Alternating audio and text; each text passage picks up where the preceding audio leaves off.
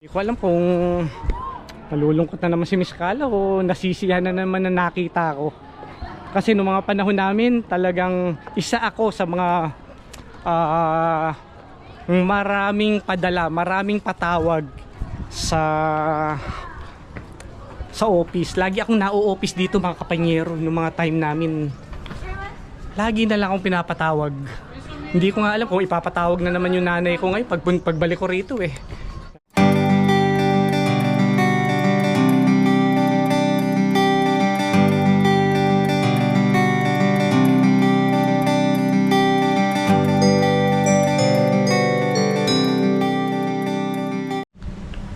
Ito mga kapanyero, itong entrance bali. Sa entrance pa lang, SJA na, St. James Academy. Yan. Mga kapanyero, sa parking at parking pa lang ang laki na oh. Itong buong parking ito. Bali sa kabila, ito yung pinaka parking nila ngayon. Bali sa kabila, ang parking noon magkasama na yung sa school tsaka sa simbahan. Kung sino yung mga gustong pumunta sa simbahan, the same parking lang, magkatabi sila. Tapos yung pa ginagamit namin ng pagbabalibol, pagbabasketball, yung pag-ROTC. So napakaliit na space ng area. Pero ito mga kapanyero, napakalaki ng lugar na to. Napakaganda. Ayan mga kapanyero. So ayan, kumbaga parang sinasagot ko lang mga kapanyero yung nag-message sa akin nga pala, shoutout nga pala yung nag-message sa akin sa taga Malolos, Bulacan. Yan, kung saan daw po ba ako nag-high school, kung sa Malolos daw po ba. So sinagot ko lang po yun, hindi po ako nag-high school sa Malolos. Dito po ako nag-high school sa Plaridel, Bulacan, dito sa school na to. Ang ano ko po, ang Malolos ko po yan, elementary. Diyan po ako nag-elementary sa Regina Carmeli College. Yun po yung pangalan noon ng mga time na yun.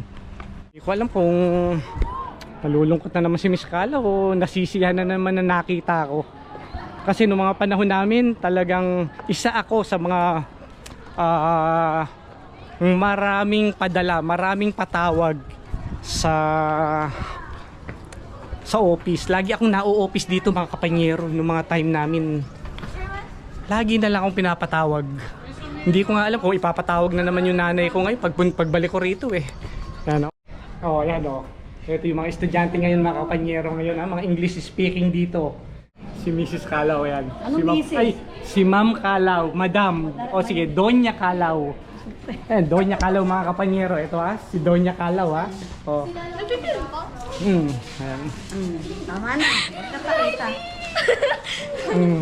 I-interview lang natin ayan. Maya. Paikot lang ng isa. Mag-interview muna tayo mga kapanyero kung ano yung mga history namin noon. Ayan. Pwede, anong history ninyo? The untouchables. You cannot touch them. Because they have their own version of untouchable. It means you cannot do anything from them, but they are behaved. Diba? And look at them now. They're all professionals. Alam niyo mga kapanyero, lahat pa ng mga bubugok-bugok noon, talagang mga successful ngayon. Kung hindi ba luko-luko kayo, babalikan nyo ba ako? Binabalik-balikan namin si Ma'am Kalaw. Ayan o. Why? Kung nakita niya, to whom it may concern na naman. Ganyan. Sawang-sawa ako dyan sa sulat na ganyan, mga kapanyero. To whom it may concern. Sa table mo. Ano yun, hindi nakakuha ka na exam ng first day. Pagka hindi ka nakakuha ng exam ng first day, kapag wala kang letter, they will not give you. Bakit kami noon? Nagpapapirma lang kami sa nagtitinda ng mais. Kaya wala nga akong katiwa-tiwala sa ngayon hindi. Kasi doon sa kabila, pwede kang nagtitinda ng ice cream, dadalhin mo sa akin. Ngayon hindi pwede. Ayan na, mga kapanyero, naririnig niyo naman yung gawain namin noon. Ngayon hindi pwede yan.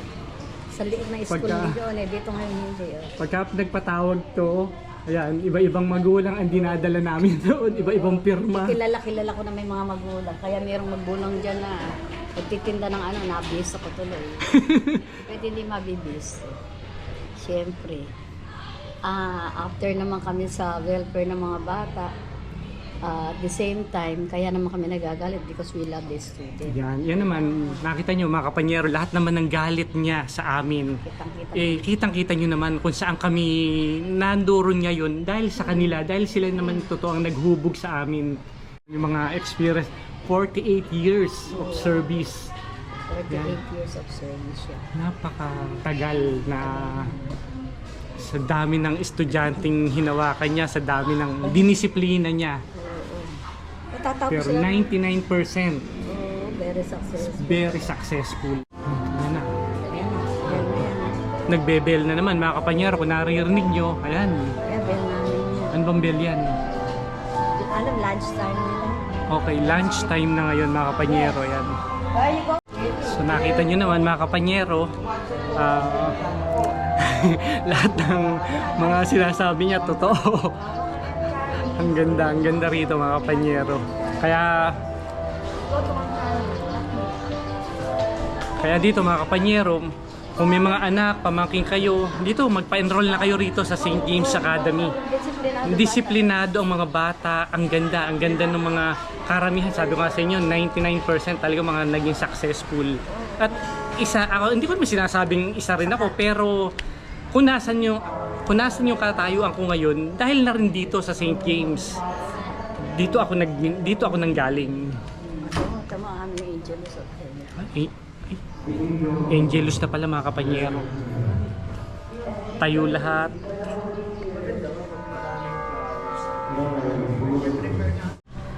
Grabe, ang ganda rito. Kaya sa mga parents, sa may mga apo kayo, may mga pamangkin kayo, welcome po kayo na mag-enroll dito sa St. James. Napakagandang school nito mga kapanyero. Ako na yung nag-share sa inyo rito. Nakita nyo naman yung pinaka-building pa lang, sa space pa lang, sa linis pa lang. So na-share ko sa inyo yung dating building ng St. James. Eto ngayon, di ba, napakalaki ng pagbabago. Yan. Tapos isa, dalawa, tatlo. Tatlong palapag to mga kapanyero. Ang ganda. Ma'am, okay lang po? Ito si ma'am. Secretary office. Ayokong pumunta dyan. Ipatawag na naman yung nanay ko. Dito muna ako. Pakita sa mga kapanyero sa taas. Ganda. Napakalaki. Nakakagulat tong building na to. Yan. At least, bago naman tayo mag-video rito, meron naman tayo, nakapagpaalam naman tayo sa kay sister dito. Bali mga kapanyero, ang nag-aano nga pala nito, mga madre, sila sister. So, connecting dito, ito.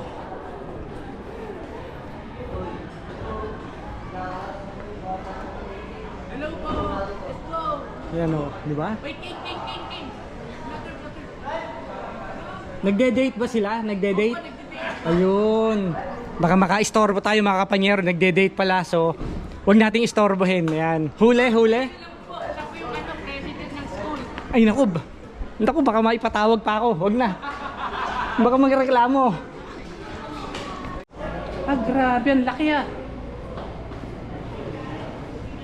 Tsaka nakita nyo mga kapanyero kung gaano kadisiplina yung mga estudyante dito. Yung mga iba ayaw magpa-video, mga nagtatago, ayan. So ngayon, nasa third floor tayo, classroom pa rin to. Nakakagulat ito. Okay lang pong ma-video? Okay lang po ba? Ayan po, ito yung mga next generation natin. Ayan, ang ganda ng mga ngiti. Ayan. Huwag ka na mahiya, ngiti ka na. Sige na! Nahiya, huwag ka na mahiya. Shoutout po kay Hansel Liam Saison. Shoutout po kay Clarence Maico de la Cruz. Ay, shoutout din po kay Elijah Molina po. Ayan, no? Shoutout po kay Iya Sakdalan. Shoutout po kay kay Sherwin Ibo. Thank you, pre. Ayan, ayan, ayan. Hello po. Ayan. Hello po, Ayan. shoutout. Ayan na, mga next generation natin. Buti ma! Nice one! Ma, ipapatawag na kayo ni Mrs. Kalaw.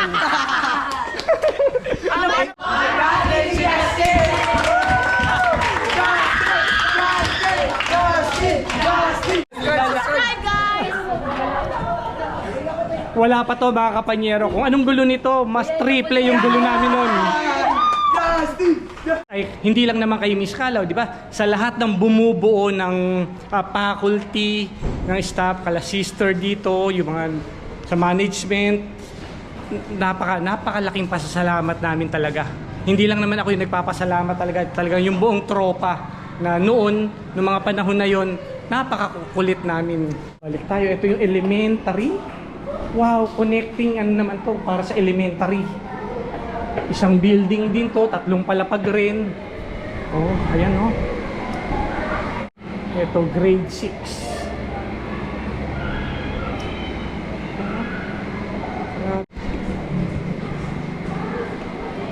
Ang sarap balikan ng high school. Kasi nga sa pag-aaral, high school ang para sa akin na pinakamaganda, pinakamasaya na pangyayari sa buhay ko. Lalo pa dito ako galing, iba yung kakulitan. Kumbaga dito kami nag-e-explore ng mga kalokohan nung high school kami, from first year hanggang 4th year. Kami yung mga magkakasama rito sa St. James. Pero kaya kayo mga estudyante rito sa St. James, yung pagdidisiplina sa inyo, isa puso nyo, kasi para rin sa inyo yan. Hindi yan para pagalitan kayo, hindi yan para pagsabihan kayo. May purpose yan kung bakit kayo pinagsasabihan. Kaya ang inuulit ko lang rin to, huwag kayong magsasama ng loob. Pagka nakagawa kayo ng hindi maganda, magsabi kagad kayo. Nandyan yung mga teacher natin, mga taga St. James. Kung may nagawa kayong kalokohan na sinadya nyo o hindi nyo sinasadya, nandyan yung mga teacher nyo nagagabay sa inyo. Kaya nga inuulit ko lang rin yun mga kapanyero, kung wala ang St. James sa buhay namin, wala rin kami sa kinatatayuan namin ngayon. Marami kami dito na bumabalik-balik pa rin dito sa St. James na to. Para nga magpasalamat, sabihin sa inyo, i-share sa inyo kung ano ba yung noon at ngayon na nangyayari dito sa loob ng campus. Kaya nga sa mga magulang dyan, sa mga parents, sa mga lolo-lola, mga tita nyo, na kung may mga anak kayo rito na malapit lang rito sa St. James, magpa-enroll na kayo rito. Talagang full support ang school na to para sa future ng mga anak nyo.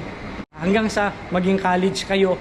Pero hindi lang naman ang paghubog naman nila, hindi lang naman sa pagpunta sa college sa future, hanggang makatayo kayo sa sarili nyo mga paa. Kaya nga mga kapanyero, inuulit ko lang rin, kung nasaan ako ngayon, nagpapasalamat pa rin ako rito sa St. James Academy, na dito ako nagtapos ng high school.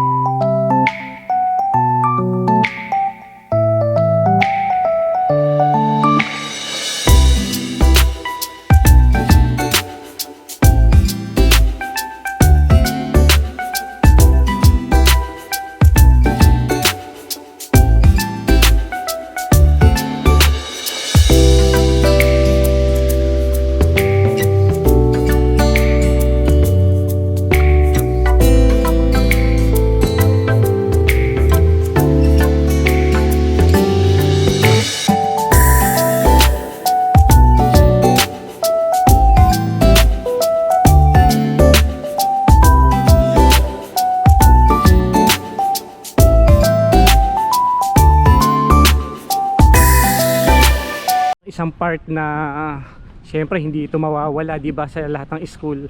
Ito yung canteen nila. Ito mga high school, mga kapanyero. Ito okay lang na ma-video kayo, okay lang. Ayan, ito ito ang mga next generation. Dahil sabi ko naman sa inyo, alumni ako rito.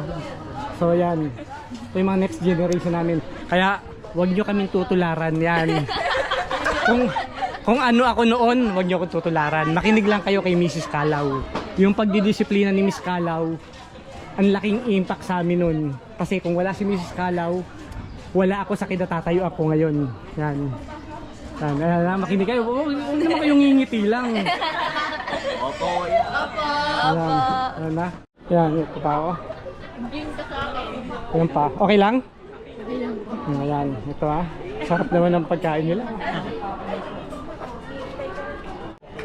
Yan. Ay, dapat po ba dito? Ay, dapat po ba hindi? Hindi, okay lang. Ayan. Yan. Dito tayo sa kantin, mga kapanyero.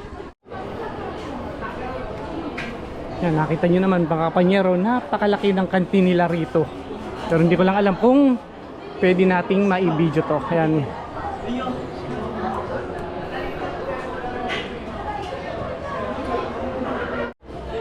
Ayan dito, tingnan natin kung anong pagkain natin nila rito. Nakita nyo, napakalinis ng kantin dito, organized na organized. Okay lang po na mabidyo, okay lang. Ayan.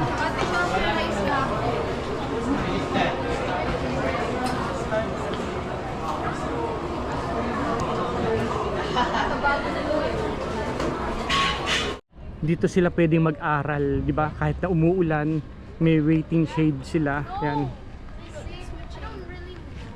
Meron silang study table dito Dito sila, pwede silang kumain dito, pwede silang mag-aral dito. Kami doon sa kabila kasi wala walang ganito. Yan, ang ganda. Napakalaki rito mga kapanyero, napakasarap balikan nung mga time na high school. So naiisip ko ngayon mga kapanyero, yung mga ginawa namin noon, parang ang saya. At buti napayagan tayo, nabigyan tayo ng pagkakataon na ma-share natin tong mga ma-share natin tong school na to. Shout out nga pala yung mga taga Malolos, Bulacan, Pulilan, Bulacan, Giginto, Bulacan. Ito yung mga nasasakupang area na paligid na lugar ng St. James Academy. Nakita nyo naman, ito yung mga kapanyero, ito yung humubog sa amin sa mga time ng high school kami. Although kahit nga mga maano kami noon, mga magagaslaw, makukulit, sakit sa ulo ng mga teacher. Okay, thank you. Thank you. Nanonood po yung tatay ko sa inyo. Nanonood po yung tatay ko sa inyo. Oh, really? Vlog. Yes. Taga saan ka? Sa Pulo. Pulo Barihan. Oh, ito Pero sabihin mo sa tatay mo, yung Barihan, yan ang birthplace ko. Barihan, Malolos, Bulacan. Yan. Ayan mga kapanyero, parang nakakalungkot na uwi na ako. Nagkausap na kami ni Ma'am Calaw. Parang nakakalungkot din na lumabas dito sa St. James na to dahil nga iba yung pakiramdam na ito tayo ngayon, pero ito ngayon yung iiwanan naman natin, babalik na naman tayo sa Canada. Ilang panahon na naman, ilang buwan o baka abutin pa ng taon na makabalik na naman ako rito. Kaya nga hindi ko alam kung kailan tayo makakabalik, di ba? Pero sabi ko naman sa kanila, babalik pa rin ako sa lugar na to. Yun nga, parang ang hirap humakbang palabas ng St. James mga kapanyero. Parang naalala ko yung mga saya ng high school life ko. Kaya eto mga kapanyero, wala tayong magagawa, kailangan natin bumalik. Naghihintay na yung trabaho, naghihintay na ang Canada natin. Hindi naman ako pwede mag-extend kasi nga yun lang ang binigay sa akin bakasyon ng company. Kaya nga mga kapanyero, yan, maraming salamat. Hanggang sa muli.